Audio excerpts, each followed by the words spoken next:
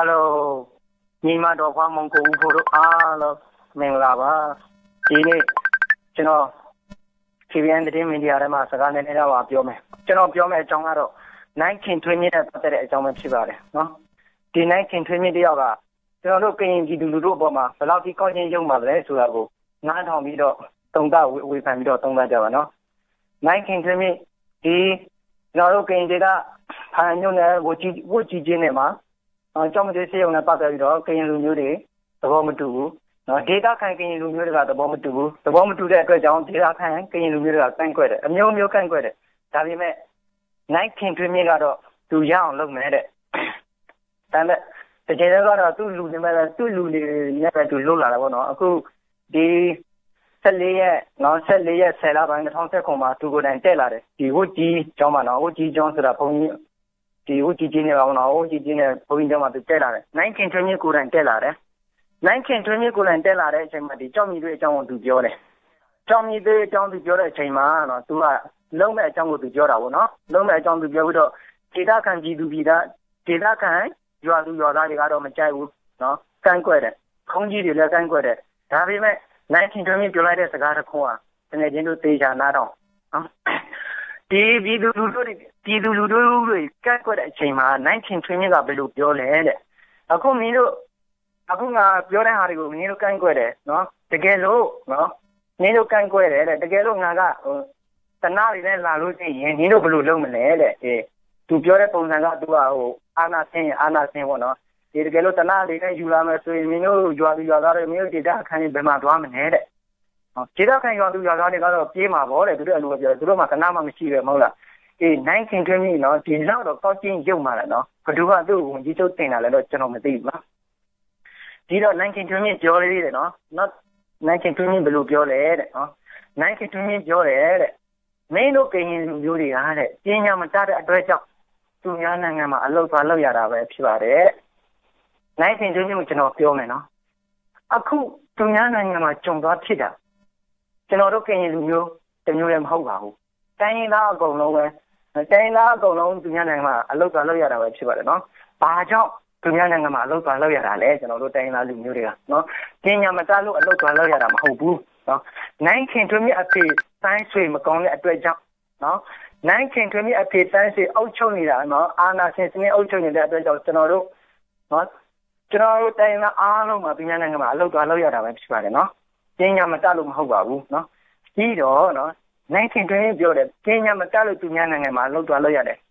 နော်ဒီသူများနိုင်ငံမှာအလုပ်လာလုပ်နေလူတွေပညာမတတ်တဲ့လူတော့မဟုတ်ပါဘူးပညာတတ်တဲ့လူတွေတပုံကြီးပါတယ်တချို့လူတွေကပညာတတ်တယ်နော်ဗမာပြည်မှာမြန်မာနိုင်ငံမှာနေပြီးတော့ဘွဲတွေရတယ်ဘွဲတွေရတဲ့အချိန်ကာလတော့ဘွဲတွေရပြီးတော့နော်ဘွဲတွေရပြီးသူတို့အလုပ်ကန်နေမရှိဘူးအလုပ်ကန်မရှိတဲ့ညမှာသူများနိုင်ငံမှာအလုပ်သွားလဲဒါတွေကတပုံကြီးရှိတယ်နော်ပညာမတတ်တဲ့ကရင်လူမျိုးတစ်မျိုးတည်းမဟုတ်ပါဘူးတိုင်းသားလူမျိုးအားလုံးသူများနိုင်ငံမှာအလုပ်သွားလုပ်တာပဲတပုံကြီးရှိတယ်နော်ကျွန်တော်ပြောတဲ့အချိန်မှာမျက်စိမိတ်ပြီးတော့မပြောပါနဲ့မျက်စိဖွင့်ပြီးတော့ပြောပါနော်ပြီးတော့1920ပြောလိုက်သေးတယ်ပြီးခဲ့တဲ့ဒါမျိုးမှာကရင်စာပေမှာသူတရားစာပေမှာသူဟောပြောပွဲသူစကားသွားပြောသေးတယ်1920အမှန်ဆို1920ကရင်တဲ့နော်1920ဘယ်လိုပြောလိုက်တယ်လဲနော်1920ပြောတယ်နော်အမှန်ဆိုရင်တဲ့ကရင်တွေကတဲ့ကရင်စာတတ်မလို့ဘူးတဲ့ဟောကရင်တွေကကရင်စာတတ်တယ်မလို့ဘူးတဲ့1920အဲ့လိုပြောတယ်နော်ဘာကြောင့်အဲ့လိုပြောရတယ်ဆိုတာ1920ဆိုတဲ့အဖွားကြီးကနော်ငါတို့ကရင်အတွက်လုပ်ပေးတာမဟုတ်ဘူးဗမာအတွက်သူလုပ်ပေးနေတာစစ်အစိုးရအတွက်သူလုပ်ပေးနေတာနော်ငါတို့ကရင်လူမျိုးတွေကိုပျောက်ပြအောင်သူလုပ်နေတာသူပြောနေတဲ့စကားလုံးကနော်ငါကရင်ဆိုတာလူတစ်မျိုးကတကယ်တော့လူတစ်စုလူမျိုးတစ်မျိုးဖြစ်သွားရင်စာပေလည်းရှိတယ်နော်စာပေရှိရမယ်အဲ့ဒါကြောင့်မို့ငါတို့ကရင်လူမျိုးတွေကကရင်စာပေတွေသင်တယ်သင်ကြတယ်ပေါ့နော်ငါတို့ကရင်စာပေတွေမှာပျောက်ပြအောင်ငါတို့သင်ကြတယ်အဲ့ဒါကြောင့်ဒီကရင်စာပေတဲ့ဟိုတဲမှာသူမိတ်ခွန်တက်ပြောတယ်သူပြောတယ်တဲ့အမှန်ဆိုရင်တဲ့ကရင်တွေကတဲ့နော်ကရင်စာတတ်တယ်မလို့ဘူးတဲ့ကျမတော်မှကရင်စာမတတ်ဘူးတဲ့ကျမတော်မှကရင်စာမတတ်ဘူးဝန်ကြီးချုပ်ဆင့်ရောက်သွားတယ်တဲ့1920လို့ပြောတယ်နော်1920ဆိုတဲ့အဖွားကြီးကဘယ်လောက်ထိကောင်းချင်းရုပ်မှလဲငါတို့ကရင်အပေါ်မှာနော်သူဘယ်လောက်ထိကောင်းချင်းရုပ်မှတယ်နော်ဒါဘူးနော်ပြီးတော့ကြည့်တယ်1920ဒီကိုကြည့်နော်ဒီကိုကြည့်ဒေတာမှာတက်လာတဲ့ချိန်ကာလတုန်းကသူပြောသေးတယ်နော်ဒီ14ရက်နော်10လပိုင်း2019မှာသူတက်လာတဲ့ချိန်ကာလတုန်းကသူပြောတယ်နော်သူဘယ်လိုပြောလဲတဲ့ဒေတာခံပြည်သူပြည်သားတွေကို သူပြောတယ်တဲ့နော်ဒီကြောင်မီတွေကိုကန့်ကွက်မဲ့အစားတဲ့နိုင်ကိုတင်းတင်းပြောတယ်ကြောင်မီတွေကိုကန့်ကွက်မဲ့အစားမြေစေးကိုကန့်ကွက်ရင်မကောင်းဘူးလားတဲ့နိုင်ခွင်ထွင်းရင်ကိုကျွန်တော်ပြောမယ်နော်မြေစေးကန့်ကွက်တာကကျွန်တော်တို့တန်းလူကြီးကျွန်တော်တို့တောင်လူတွေဒီမှာကန့်ကွက်ရမှာတောင်းလို့မဟုတ်ဘူးနော်မြေစေးကန့်ကွက်တာကခင်ဗျားတို့ကျွေးထားတဲ့ရဲတွေကန့်ကွက်ရမှာခင်ဗျားတို့ကျွေးထားမွေးထားတဲ့ရဲတွေဘာလုပ်နေလဲပြည်သူရဲလေမဟုတ်ရလို့သူတို့လိုက်ဖိုင်းရမယ်အဲ့ဒါခင်ဗျားတို့ပြည်သူတွေကတာဝန်ရှိတယ်ဆိုတော့နိုင်ခင်တွင်မြင်နားမလဲဘူးလားနိုင်ခင်တွင်မြင်ကဝန်ကြီးချုပ်တယောက်ဖြစ်ပြီးတော့ဘာဖြစ်လို့ဓာတွေကိုမလေ့လာတာလဲအဲ့ဒါဘုသူတာကုန်လဲနော်ရဲတာကုန်လားတောင်သူလယ်သမားတာကုန်လားဆိုတော့နိုင်ခင်တွင်မြင်စိတ်ဖို့လို့တိသိမ့်ဖို့လိုတယ်နော်ခင်ဗျားပြောတဲ့စကားတစ်ခုမှမဟုတ်ဘူးနော်ဒါတို့ခင်ဗျားကျုပ်ရှင်းရှင်းပဲပြောမယ်နော်ကြောင်တွေးလည်းမလို့ရင်ဘူးနော်မြေစေးလည်းငါတို့မလို့လားဘူးနော်မြေစေးထုတ်တာဘူးလေမင်းတို့အဖွဲ့ကမင်းတို့ထုတ်တယ်အမှန်ဆိုမြေစေးကဘယ်လိုဖိုင်းရမလဲနော်တကယ်လို့ကလေးတွေမြေစေးစူမယ်မြေစေးရောင်းမယ်မြေစေးတောက်မယ်ဆိုရင်ဘယ်သူကတောင်းရှိတယ်အဲ့ဒါကရဲကတောင်းရှိတယ်မဟုတ်လားကျုပ်ခင်ဗျားကိုမင်းမယ်နော်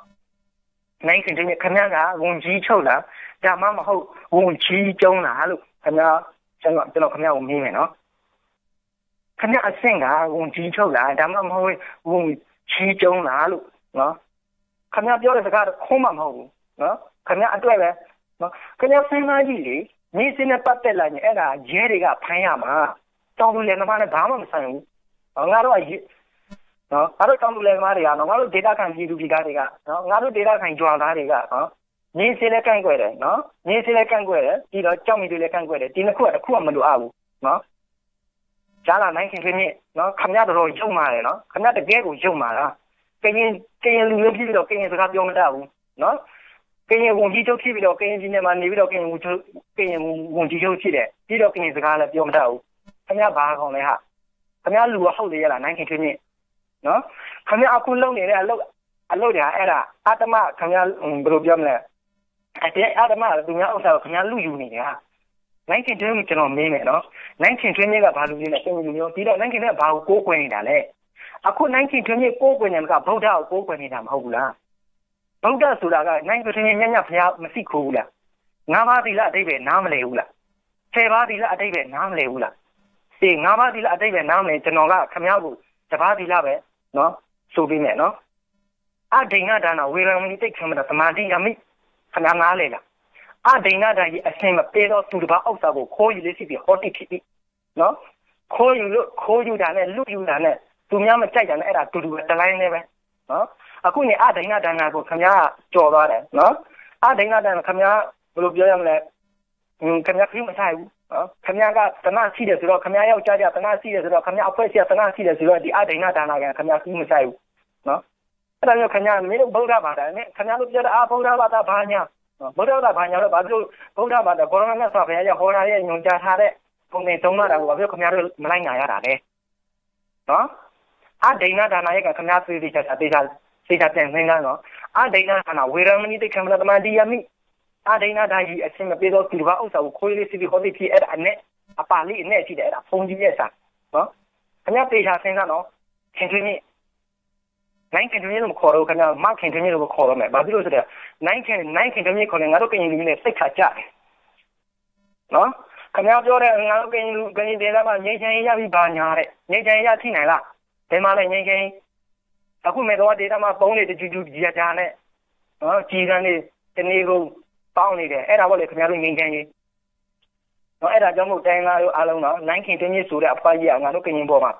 ရုံပါတယ်နော်တကယ်ကိုရုံပါတယ်နော်ခင်ဗျားကိုရှင်းပဲပြောမယ်နော်ခင်ဗျားနေတဲ့အိမ်မှာမျက်စိမိတ်ပြီးတော့ငါသွားလို့ထိတယ်နော်ဒါပေမဲ့ကျွန်တော်ကဗုဒ္ဓဘာသာလူမျိုးတယောက်ကပါဏာတိပါဒဝေရမဏိတိတ်ခံမလားသမာဓိယာမိအဲ့ဒီခင်ဗျားငားလေလားပါဏာတိပါတိသူ့အသက်ကိုစလိစီပြီးဟောတိဖြစ်ဒီကျွန်တော်ကဗုဒ္ဓတရားအနေနဲ့ဒီပါဏာတိပါဒကိုဆောင်းနေတဲ့အတွက်ကြောင့်ခင်ဗျားအိမ်ကိုကျွန်တော်မသွားတာပါနော်ခင်ဗျားအိမ်ကကျွန်တော်မျက်စိမိတ်ပြီးနောက်ကျော်သွားလို့ရတယ်ဆိုတော့ခင်ဗျားသိလားဖားမဲတောင်ကျောင်းသားတော့အခုစကားပြောနေတာနော်ဖားမဲတောင်ကျောင်းသားပဲဖားမဲတောင်ဘယ်မှာရှိတယ်လဲခင်ဗျားသိလားဖားမဲမြို့နယ်စီတော့နော်အမလေးကွက်စီတော့မှမရှိတယ်နော်ခင်ဗျားနေတဲ့အိမ်မှာနော်မျက်စိမိတ်ပြီးတော့သွားလို့ရတယ်ဆိုတော့ခင်ဗျားအဲ့ဒါနားထောင်ပြီးခင်ဗျားကိုခင်ဗျားပြင်ဆင်လို့ရပြီနော်ခင်ဗျားဝင်မဲ့ပြင်ဆင်နော် 세미야 그냥 뭐 거기는 루미야 그냥 아닌 거면 그냥 되야. 루피비로 루야 찐 사례라고 뭐 너무 호바마오데 찐 먹고네 찐 사례가 너무니데.အဲ့ဒါခမများတို့အစိုးရဖွဲ့ကတကယ်ကိုရုံမှာနော်ခမများတို့အစိုးရဖွဲ့တကယ်ကိုရုံမှာနေတာခမများတို့ခုတောင်အဖွဲ့ကဟိုမဲဆွဲတဲ့အချိန်ကာလတော့ခမများတို့ပြောတယ်လေခမများတို့ခုတောင်အဖွဲ့တွေကခမများတို့ဘယ်လိုပြောင်းလဲဖို့အချိန်တန်ကြီးပြောင်းလဲဖို့အချိန်တန်ကြီးခမများတို့ပဲပြောတယ်လေခမများတို့တစ်ခြားတည်းကမထွက်တယ်နော်ပြီးတော့မင်းတို့ပြောတယ်မင်းတို့ခုတောင်အဖွဲ့ကပြောတယ်အဲ့ဒီအချိန်ကမင်းတို့မဲတွေဆွဲတယ်မဲတွေဆွဲတဲ့အချိန်ကလည်းမင်းတို့ခုတောင်အဖွဲ့နော် NLD အဖွဲ့ကမင်းတို့ပြောတယ်ဒီမင်းတို့မဲဆွဲတဲ့အချိန်ကလည်းတိုက်ပွဲတွေဖြစ်နေတယ်တိုက်ပွဲတွေဖြစ်နေတဲ့ချိန်ကလည်းမင်းတို့ဘယ်လိုပြောလဲမင်းတို့ခုတောင်အဖွဲ့ကမင်းတို့ပြောတယ်ဒီကြီးစံတကိုပေးကုန်တဲ့အစားတဲ့ပလာစာအုပ်တော့ဝယ်နိုင်မကောင်းဘူးလားတဲ့ဟောမင်းတို့ခုတောင်အဖွဲ့ကပြောတယ်နော်ကြီးစံတကိုပေးကုန်တဲ့အစားဘောမင်းလေးတစ်ချောင်းခလေးစားစင်ဖို့အတွက်ဘောမင်းလေးတစ်ချောင်းဝယ်ပေးလိုက်မကောင်းဘူးလားတဲ့အဲ့ဒါမင်းတို့ပဲပြောတယ်နော်မင်းတို့ NLD အဖွဲ့ပဲပြောတယ်နော်နောက်ရှိသေးတယ်တဲ့ဘုံစလုံးကျဲမဲ့အစားတဲ့ခြေလုံးကြီးတစ်လုံးဝယ်ပေးလိုက်မကောင်းဘူးလားတဲ့သုံးစလုံးလက်ကြီးဘုံတစ်လုံးပြင်းမဲ့အစားတဲ့ပါရာချီတမော့တစ်လုံးဝယ်ပေးလိုက်မကောင်းဘူးလားတဲ့အဲ့ဒါခင်ဗျားတို့ NLD အဖွဲ့ကပြောရနော်ခင်ဗျားတို့ခုတောင်အဖွဲ့ကပြောတယ်နော်အခုခင်ဗျားတို့အစိုးရဖြစ်ပြီလေအခုခင်ဗျားတို့အစိုးရဖြစ်နေပြီဘာဖြစ်လို့အခုငါတို့ကရင်ဒေသမှာတိုက်ပွဲတွေဖြစ်နေရတာလဲအခုတိုက်ပွဲတွေဖြစ်နေတာကြီးစံနေမကျဲဘူးလားတနာတွေမပြေဘူးလားဘုံတွေမကျဲဘူးလားနော်ခင်ဗျားတို့ဗမာလူမျိုးတကယ်ကလိုက်တဲ့အုပ်ချမ်းမြပေါက်လို့ပဲစားတယ်နော်ခင်ဗျားအချင်းကျုပ်တယ်ဆိုတာကနော်ကဘာလုံးမှာသိနေတယ်နော်ခင်ဗျားတို့တက်ကြက်ဆံလို့ဘူးနော်ခင်ဗျားတို့အချင်းကျုပ်မှာတဲ့အတွက်ကြောင့်နော်ကျွန်တော်တို့တိုင်းကအားလုံးဒီမျိုးနိုင်ငံမှာအလုပ်သွားလုပ်ရတာနော်ခင်ဗျားတို့ပြောတယ်နော်ခင်ဗျားတို့ပြောတယ်ကင်းငါတို့ကင်းလူမျိုးတွေကပြင်းညမတအောင်လို့မရှိလို့ဒီမျိုးနိုင်ငံမှာအလုပ်သွားလုပ်ရတာနော်အခုခင်ဗျားတို့လုံးမဲ့ကြောက်မိတွေ့အလုပ်ကငါတို့ကင်းရဲ့အတွက်အန်ဒီရရှိတယ်အန်ဒီရများတယ်ပြီးတော့ဒေသခံပြည်သူတွေလည်းမကြိုက်ပြီးတော့တင်ရဆန္ဒလည်းပြက်စီးမယ်နော်တောတွေတောင်တွေလည်းပြက်စီးမယ်အဲ့ဒါကြောင့်မို့ငါတို့တွေမလိုလားဘူးမလိုအားဘူးကန့်ကွက်နော်ကြားလာနိုင်ခင်တွင်းမ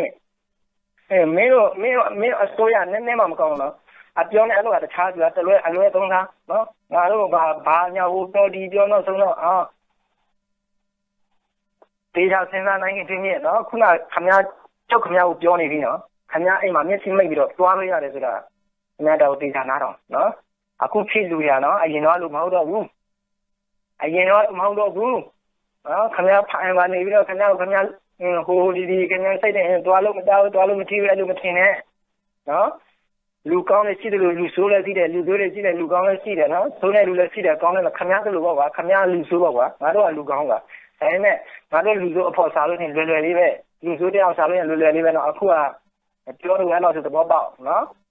နိုင်ရှိတဲ့ကောက်တင်ရုံလာတဲ့ကြောင့်ဒီနေ့ကျွန်တော်ဒီ CBN သတင်းမီဒီယာထဲမှာနော်ကျွန်တော်စကားနည်းလောက်လာပြောတော့ပြောတဲ့စကားတွေမှာအမားပါလို့ရှိရင်ကျွန်တော်ခွင့်လို့ပါဘာဖြစ်လို့လဲဆိုတော့ကျွန်တော်ကဗမာမုန်းတဲ့အတွက်ကြောင့်ဗမာစကားသိတော့ပြောမတတ်ဘူးနော်ကျွန်တော်တိုင်းသားစိတ်မှုလူတယောက်ကကျွန်တော်ဖိုင်းသားပဲနော်ကျွန်တော်ဖိုင်းမှနေတယ်နော်ခင်ဗျားနေတဲ့အိမ်မှာနော်နိုင်ခင်ချင်းချင်းနော်ပြောတော့ဘူးအဲ့လောက်ဆိုတော့ပေါ့နော်ဒီတိုင်းသားအားလုံးဒီနေ့ကျွန်တော်အဲ့လောက်ပြောနေတယ်ဒါပေမဲ့အခုကရင်လူနည်းနည်းတော့ပြန်ပြောမယ်နော်တော့ဘယ်ဖို့တဲ့ဆောက်ကွာတဲ့ခက်လက်တဲ့ပါမပါဖီပူတလာသမားနော်ကွာတဲ့ခဲလက်တဲ့ပုဂ္ဂိုလ်နဲ့အမပူဖို့ဆော်တယ်ပူဖို့ဆော်ကွာတဲ့ခဲလက်တဲ့ပါကြီးရောပါကဲဝနတဲ့ကွာတဲ့လောနော်ကွာတဲ့အုပ်စုလောက်ကွာဒီနေ့မျိုးကြီးခဲ့တဲ့လောက်တာလဲဖြီပြန်ခံတဲ့ချင်းမျိုးတော့ဆိုတဲ့ဝင်မှတ်ပြီးတော့ဒီကတဲ့တားလေးကလူလေးလဲတော့ဆော်လဲကဒီတော့နေပါတော့ဒီကတဲ့ဗရမေလာလဲပါခါတယ် NCA ကိုတူနာတာပါတူပါတာလဲဝတော့ပါကိုနေနော်ဘာမှလည်းဒီမှာတယ် NCA ကိုခိုးလက်တဲ့တဲ့ဖိုင်တာပါတူပါတာလဲဝတော့ပါကိုနေတော့လဲနော်เนี่ยตะเลกลามกุตปิกิเนี่ย NCA တူကိုဝါကွယ်မီလက်စမီဖြစ်တော့ဥဒလာလက်တကိတဲနဲ့ဒါလက်တကိတဲနဲ့ယူထုကောရဖာကောချနော်တကိတဲနဲ့အဝဖဲဝချီကရုနဲ့နော်ဘာခမခါကလည်းလော်တက်လာတဲ့ဖာဘာခါလည်းလော်တက်လာတဲ့ဖာတော့ပယောခဲမှာပဲမောင်နိုင်ခင်ချင်းခဲမှာပဲနဲ့ဝါတော်ဝတ်တဲ့ဝါတော်ဝတ်ပါတော့နဲ့ဝါတော်နဲ့လည်းခရတာမှာကျလဲတခုစမီထွေးနေနော်ဘာလို့တခုစမီထွေးနေမြဲတာဘာညာတူမဘာကဲလဲဘာညာတူဘာပါကဲဘာညာတူရတော့လည်းခရတာမှာကျလဲတခုစမီထွေးနေနော်တခုစမီထွေးတဲ့တော့ဒါအမှကျတဲ့ဒီပါတမီသားဒီပေါ်လာပါတဲ့ဝါ